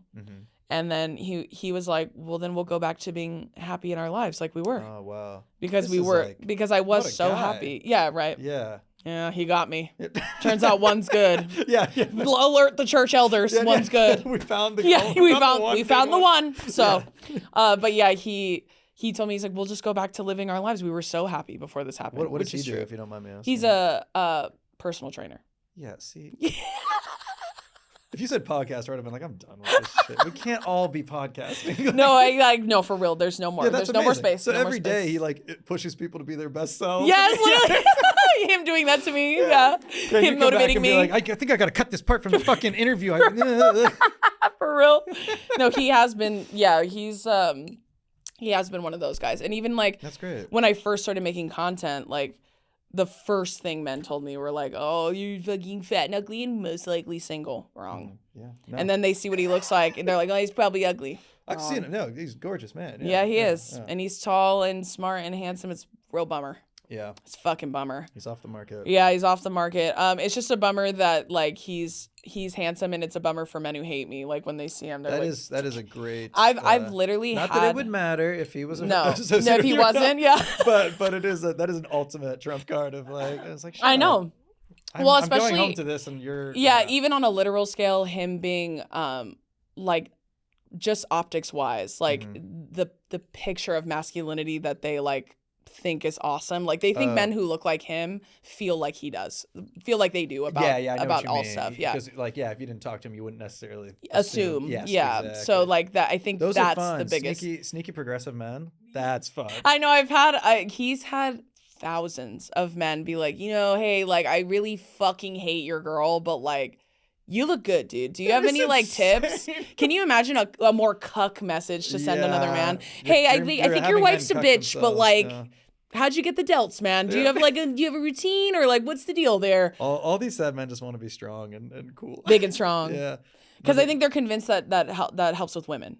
Yeah, they're like, well, women love this, and then women are going. Can't be my personality. That's the funniest part. Is like it's when my triceps. It's like, no, sorry, Danny. It can't be me. Yeah, you gotta. Well, and that's funny because I always think like, let's just say you did have everything that you think women want, right? Like height, hairline, fucking legs, money. Yeah. You're in shape. You got big Hercules pecs and a 6-pack, and you're so awesome. Yeah. And she still isn't fucking with you. The list is actually really short then of why they don't like you. It's just you. It's like the essence of you. Pick up a book and start there. Even Caleb said on this show, he's like, ask a question and wait for the answer. God, yeah. If you do that, like women love that. People are amazed by that. People are amazed by the just the ability to listen. It's crazy. Because I feel like I've never really thought about that much, but then like you'll meet new friends and they'll be like, "Oh, so nice hanging out. You actually like asked us questions about our lives," and you're like, "What's going on? Like, is it phone brain? Is it just like people are like they're just thinking about like TikTok, or they're thinking about like their next thing they're gonna scroll on?" And honestly, probably. But I think this is like a newer theory I've been cooking up recently, so it's funny you bring that up. I think it's people want to be asked questions, which is not new, but it's almost like they're practicing in their mind the quippy thing they would say if it got put on TikTok. Yes. Like if it got, and I'm like, this is a normal human conversation. Like there's no cameras here. There might be some legs to that. That's what I'm saying. I feel that way sometimes. Because of podcasting too becoming so prevalent as well. Yeah. I think that people are, and this happens all the time with me when they're like, I could like, honestly, if I had the time, I could do that too. Like I just like, if I had the time, like I could. But you couldn't, like not everyone can. Yeah. And I think that's why people like, when that's saying they say when they're like, people love to talk about themselves. So like if you ask them questions, they'll find joy in that. Yeah. But that's like an age old thing. But I think in more recent conversation, if it feels like you're being talked at a lot, because I've been to a lot of events and stuff, whether they're like all influencers or it's like all like big celebrities or it's a mix of the two. Yeah.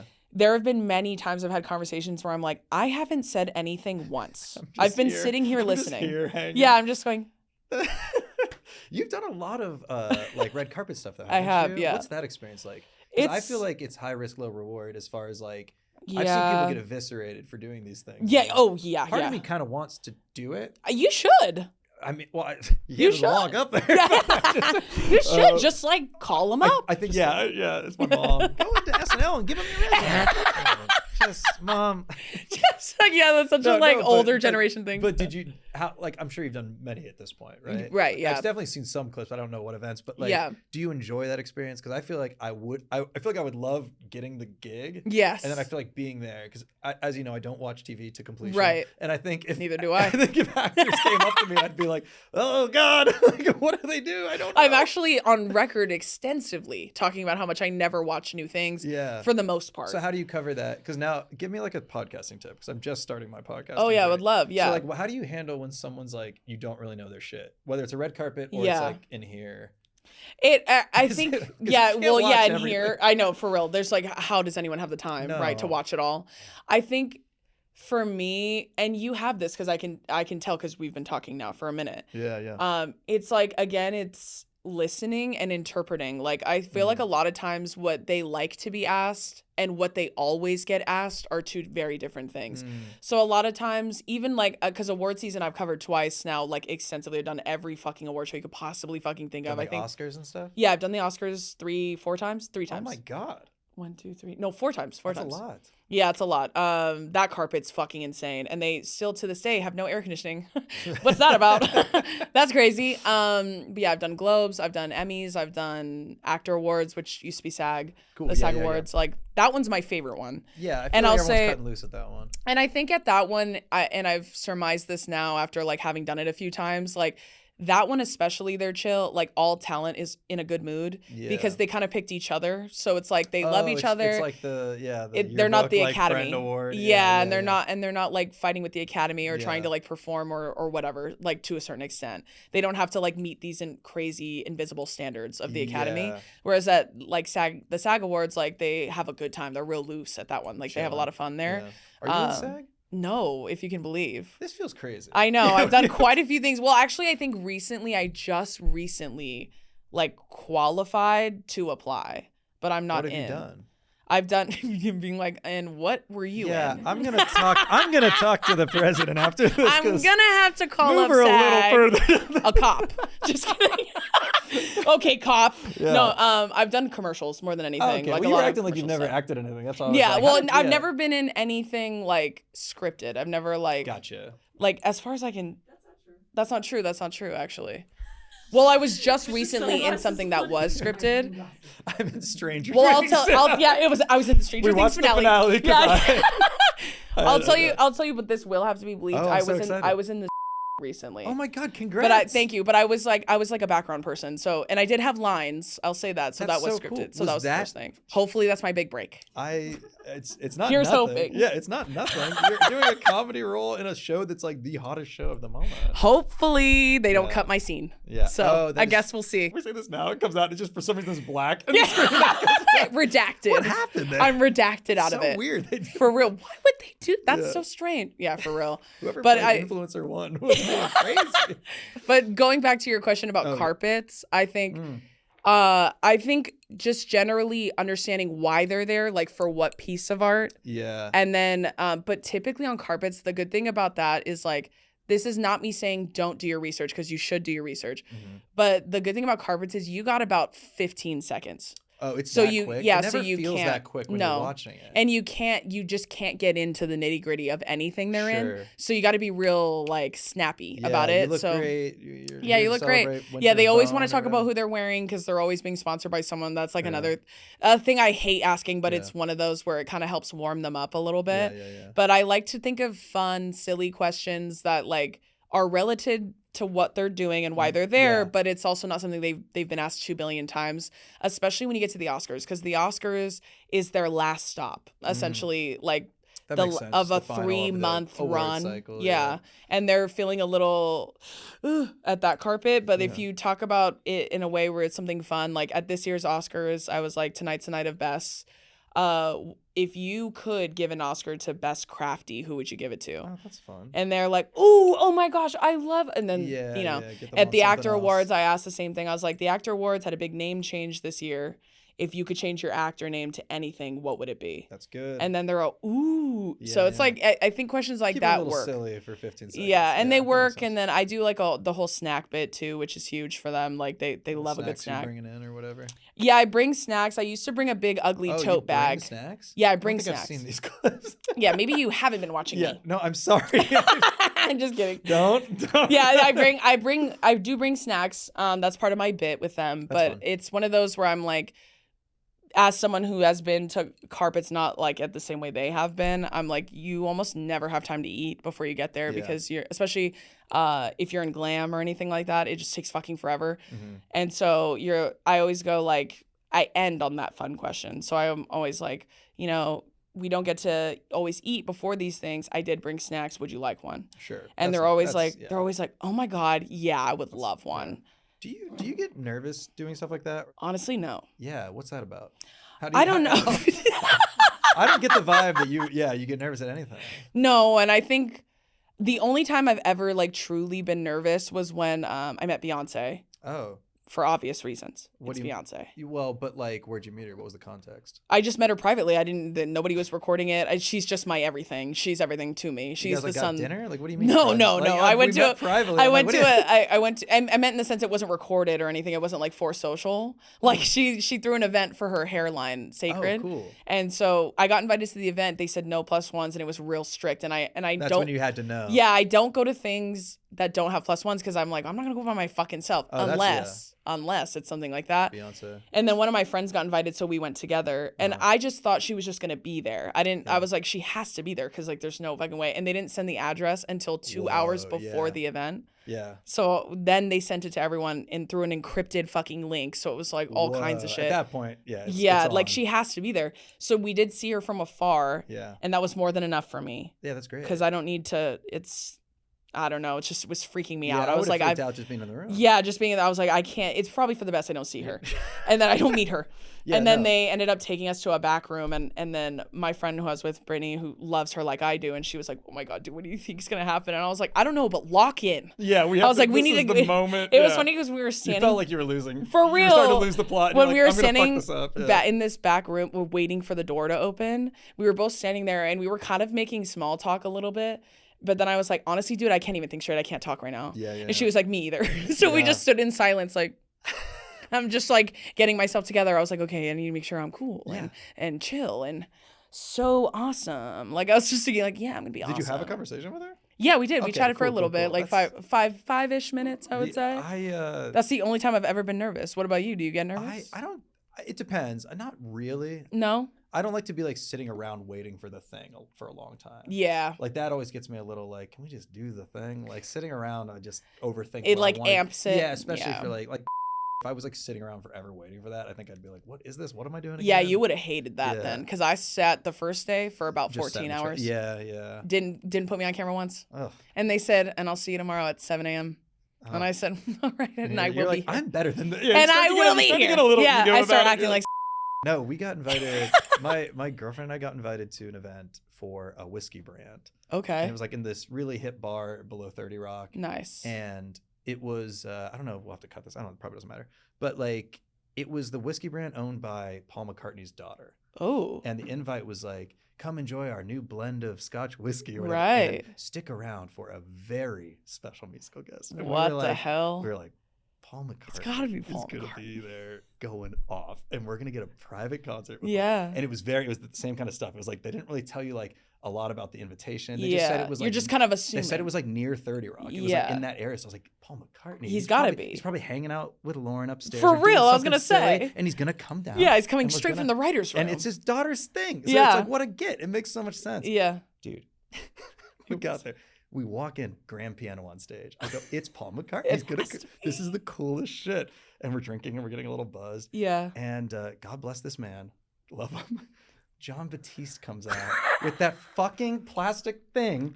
And he's like, and I look at my girlfriend and I go, I don't think Paul's coming. Are you getting edged? I don't think it's Paul. You're like, I got edged. Like when the Saints go marching in, and you could feel like it was good. He's amazing, but like you could feel the room being like, huh? Hey, what the hell? I think we're getting Let It Be tonight. Hey, what the hell? Oh yeah. Hey, okay, no, for sure. Very funny. It was like the funniest entrance I've ever seen because everyone was kind of like, ooh, looking around, and then when he came out with the thing, you know that plastic thing I'm talking about, right? It's like a plastic keyboard that he blows into.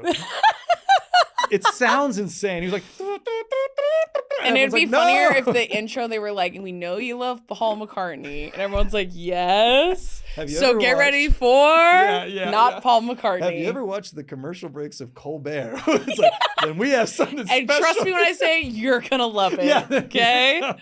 You're going to love that. I don't want to shit talk that guy too much because he is really nice. And he's God, the expectation that was set. Of like, well, I got edged. Thanks for that. Yeah. Your girlfriend's like, hey, don't invite me to these things anymore. I was like, it's our last one. I promise. We're not. Well, that story's actually a perfect pivot to close us out. We're going to do some fun facts for you. A deep dive. I'm scared. We do have some. Okay.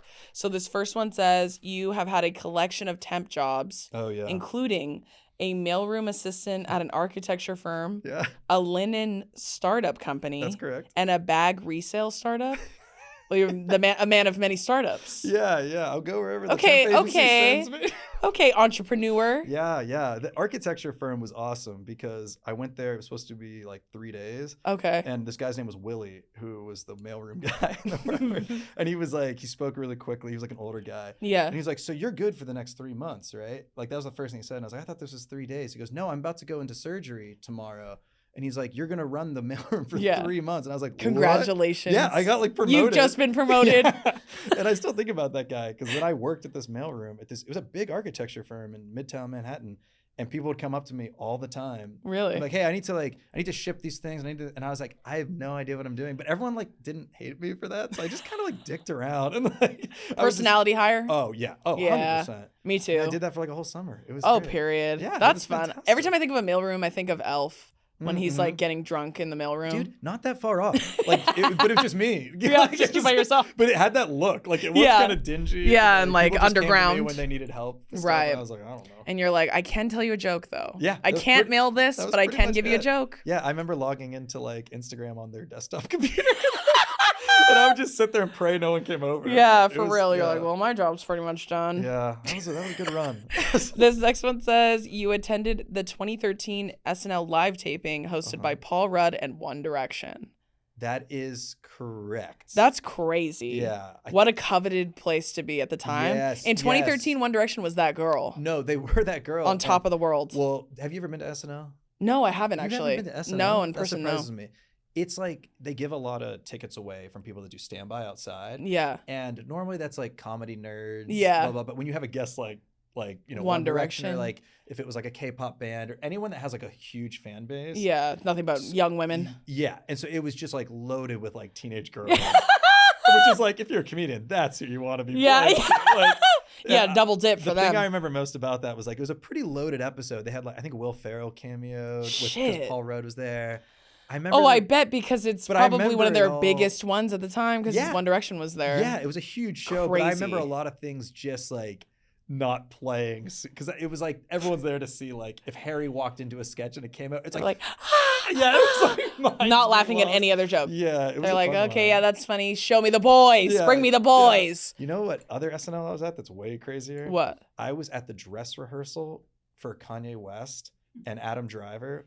When Kanye West freaked out on the live one and did his rant. Do you know what I'm talking about? Yes, of course I do. Of course I remember. He made the cast all stay on stage. Yes. And he was like, they trying to like take my hat from me and blah, blah, blah.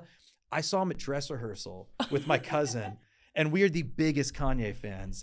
We were. were at one point, we see him at dress rehearsal. He fucking crushed. And I'm on cloud 9. I'm watching it with my cousin who's like younger cousin. He just moved to the city. I got him in. Yeah. And we're like, can you believe it? We're watching Kanye. Oh, and we go to a bar afterwards. Christ. And like, we're telling everyone, dude, Kanye crushed it. It's so cool. You're going to love it. And then everyone's like reading tweets. They're like, dude, apparently he's like holding the cast hostage. And we're like, no, that's not the Kanye. Wait, what? And we still You're joke, like, he was awesome. We still joke to this day that we saw the last like great moment. That's you witnessed something happened right before the break and live where he like, I was like, damn, we caught the last moment. Damn, of him being normal and not evil. And now that's it's like, you can't even like, it's so sad. That's you being like, oh, like, that's like if you were like, yeah, Armie Hammer's my favorite actor of all time. He was really cool to me. Yeah, he was, what do you mean? He was so awesome. Didn't threaten to eat me or do anything strange. You said, what? Oh, yeah, we looked like crazy people at the bar. Like, didn't you say you saw Kanye? They're all pulling up Twitter and I'm like, they're like, no, I don't remember saying that. Yeah. Yeah, he was so good, and he's my best friend.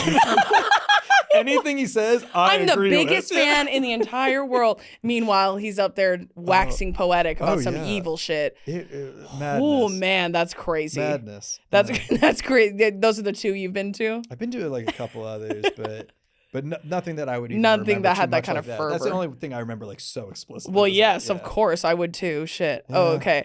This one says that you played Officer Donnie Jones on 5 episodes of Law & Order SVU. Yeah. False. False? No, I'm joking. No way. I was going to say.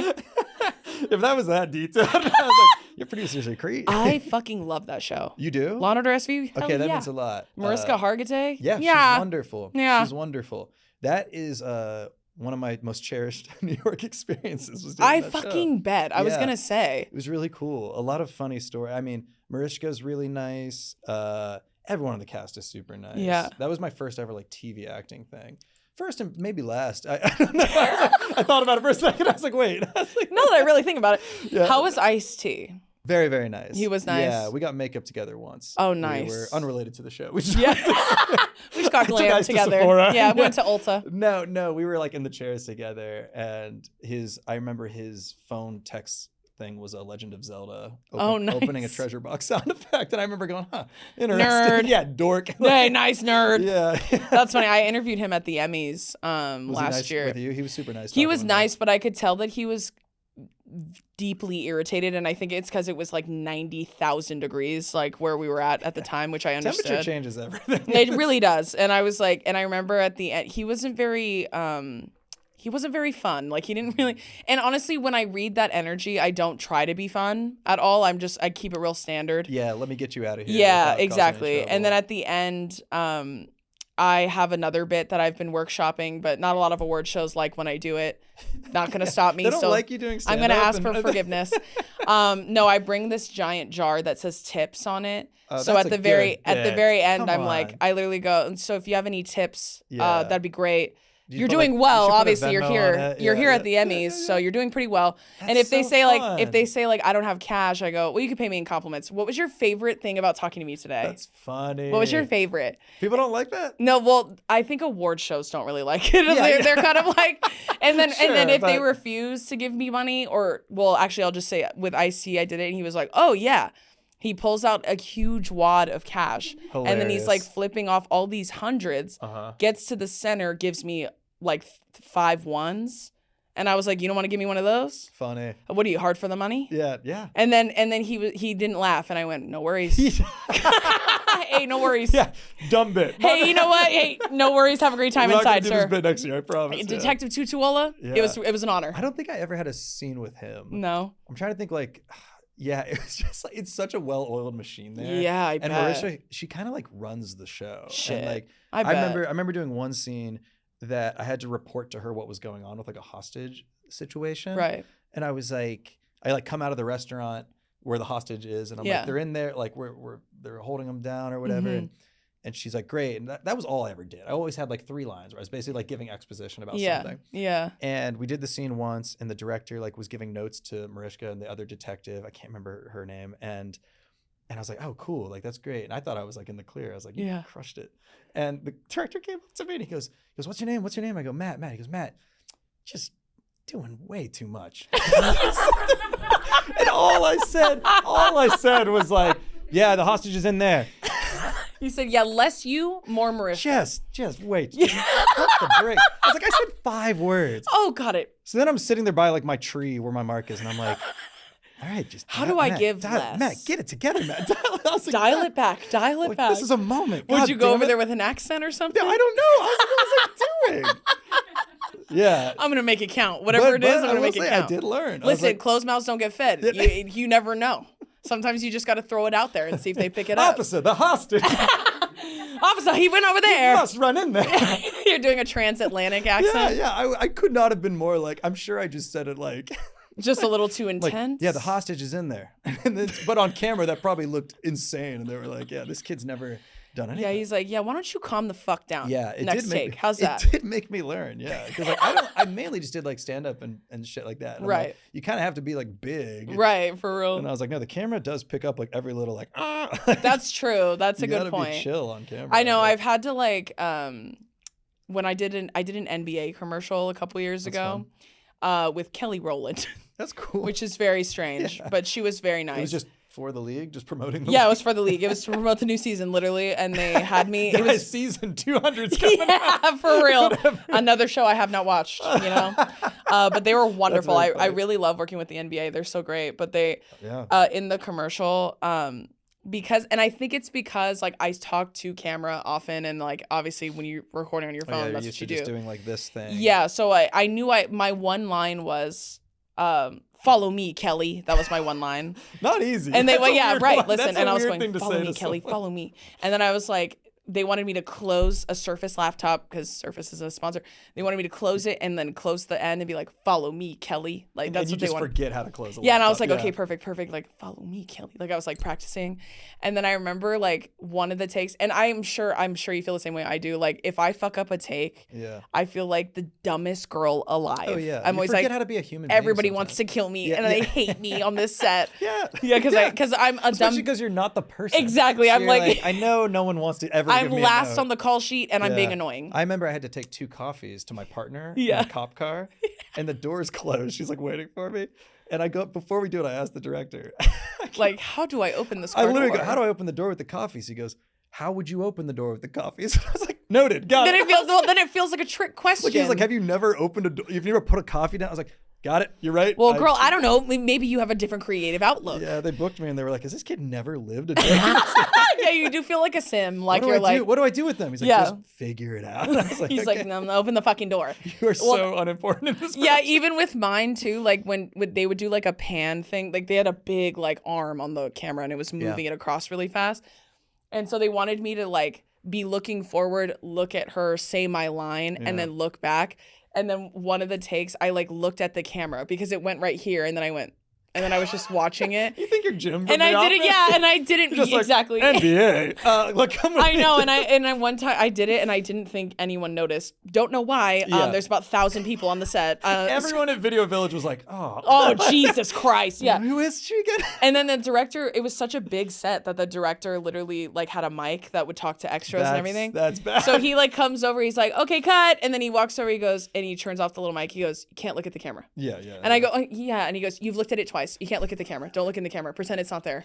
And I was like, stupid. Nothing makes you more aware of the camera. After someone's like, don't look at it. It makes me feel very, that is so funny. But it's all right. We live and we learn. We're learning actors. Yeah, we're learning on the job. We're SAG eligible / Okay, last one. It says that you wrote your own 80s sitcom theme song for Stranger Things.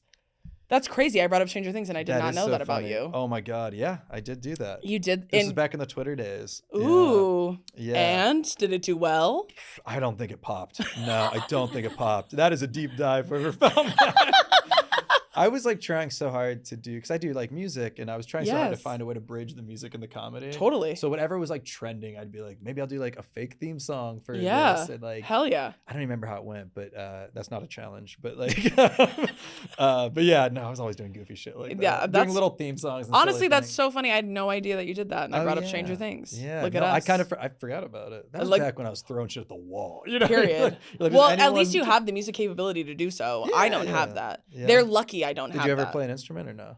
I played the flute. Oh yeah, that's in like middle school. That's hard to do comedy with. Yeah, I'm sure you can figure it out. Well, Lizzo's got that tip already. So what am I supposed to do? I did play the flute, but I'm not really musically inclined at all. Like I can't really sing or play instruments at all. Like, and when I say I can't sing, I mean, sing? No, I'm you like strike me as like a musical fan. I am a huge fan. Yeah. That's why I've said before, I love musical theater. I just don't have the chops. Yeah. So like I'm a real Rudy situation. I don't know if you've ever seen the movie Rudy. Ever seen the movie? A second. Yeah, the sports movie. But that's me with the music industry. Like I'm just like they let the guy play football. Is that Cuba Gooding Jr.? Yes, I have. Okay. Yes, and I have all the trappings and the will. None of the talent. Oh, like that's how I feel about music. Tough. But honestly, they're lucky. Like hold on. Do you think you could get there? I think if something really blows up and we're hiring a vocal coach, we're like, no, I think I'm gonna undershoot, and then if one day I do sing and everyone's like, what is she talking about? She's amazing. I think it's just working in my favor. Yeah, we're aiming for what is she talking about? The middle. She's amazing. Right. So like I shoot so low that whatever I land, it'll be more impressive. But it's good I can't sing. I think if I could sing, I probably would have put out like 3 albums by now. You think? And I've only been doing this for a few years, so figure that one out.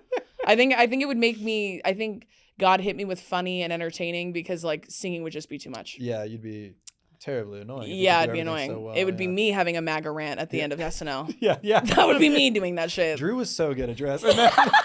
Right? Then she put the hat on, and we were like, no. And all of a sudden, the energy changed almost immediately. But anyways, to wrap us, I would like to ask you if you have any advice for any aspiring entertainers, whatever medium. You've tried all the mediums in the world. Yeah. And you've been act like it's been like throwing darts. No, I'm saying... I'm saying you're good at all of them. You've been able to try all of them. Like overcorrected. That's why I said. Well, that's why I said with me, I can't try music because I'm bad. Sure. You know what I mean? You so I'm not even. Oh well, I am trying DJing. I'm like, they're gonna let me in there one way or another. It's been nice. If white guys can do it, I can do it too. I feel very confident about that. So I'll figure it out. Hell yeah, I can YouTube that. You want to DJ? Yeah, I would love to. We should have got to this earlier. I would love to DJ. Why? What's the? I love a good cue of music. Like I love to curate a really nice vibe. Like a playlist. Yeah. I can take it to the next level. Yeah. So if DJing could count as just cueing, I think I would kill. I think nowadays. But right now I need to learn how to. I don't think you have to do that. I'm going to though. Oh no, but okay, you want to be going. No, I mean like I will if it mixes the song, but I don't want to like scratch records for real. Yeah, you know what I'm saying? Like I'm not Run DMC. No. So I can't do that. I don't have that talent. DJ, I can see that for you. Yeah. I can see the headphones one on. Hell yeah. That's why I was like at the boiler room. Yeah. I said I'll be at that Doe Lab. Yeah, that Coachella. Let me be behind you. That's the dream. Trix Mattel's doing it. I can fucking do it. I can do whatever that bitch does. Yeah. Just kidding. Yeah, good luck on that journey. Thank you. I appreciate it. But back to my question with you. Yeah. Any advice for any entertainer, like whatever creative medium they really want to explore? You know, being sincere, I think get the work out there as quickly as you can. Yeah. Because then you'll know what you like doing and you'll know how to improve on what's not working. And you can't just sit in your room being like, I know I could write a novel, but you got to just do it. Right. And a lot of things will suck, but then it'll probably get better. It's hard to keep throwing things at the wall and not get better. So that's true. Get the work out there. You can make something on your phone. And you're never going to be ready for real. Exactly. Mm-hmm. I still don't feel ready for some of the things I've had to do in the past. You and me both. Yeah. You just sort of like go into it and chips will fall where they may. Yeah. Well, that's I guess the best thing and the worst thing about being able to live off of making art. Yeah. It's like sometimes it's going to hit, sometimes it's not. That is the gamble. And everyone will watch your either way, they're going to be tuned in. Yeah. Exactly. Either way, they're going to see it. What a blessing. Yeah. How lucky are we? Yes. The luckiest people in the world. Yeah. But thank you so much for coming and hanging out with me today. Thank you. This was so fun. You're a joy and a delight. Oh, I enjoy you. And I am wishing you all the best on your podcast journey. Thank you. And if you'd like me to be your 13th guest, you let me know. Please come to. when you come to New York, you should come do it. I would love to. Yeah. I would love to. Yeah, you literally might be like guest 13, I think. Yeah. Okay, well, lucky me. We're working out the kinks with Drew. I know. I need to know. I don't know the exact number you are, but I'm over 200 at this point. My Lord. Yeah. You're very good at this. I mean, you don't need me to tell you that, but yeah, that's 200. That's crazy. We got 200 in us. You're gonna. Yeah, hello. That's what I'm saying. The train keeps moving forward. Yeah, hell yeah. Hell yeah. That's why. Yeah, it would be a joy to have you in New York. So I would love. Yeah, I would love. That would be amazing. Cool. But thank you so much for coming and hanging out with me. Yeah, I think you're a delight. Oh, thank you. So much fun. Thank you all so much for tuning into this episode. For those of you who do not know, where can everybody find you? Just Matt Buechele online, Matt BOO Shell. And then the pod is called That Sounds Like a Lot. It's on Vox Media, episodes every week. Very fun. Very cool. Thank you all so much for tuning in. Thank you so much to my amazing guest, Matt. Make sure you guys go check out all of the various projects that he is doing and working on because he is talented. He is an all-around 360 performer. Oh, my God. That's me plugging you. No, thank you. This is the manifestation chair. I wanted to say that. Yeah. I thought it'd be a little crazy. Yeah, I thought it'd be a little gauche if I said it. Yeah. But I said it and I mean it. And thank you all so much for tuning in. Don't forget, new episodes of the comment section drop every Wednesday. You can stream audio on all streaming platforms. The video lives exclusively and for free on our favorite platform, YouTube. Thank you all so much for tuning in. Thank you to my amazing guest, Matt, and I'll see you next week. Bye.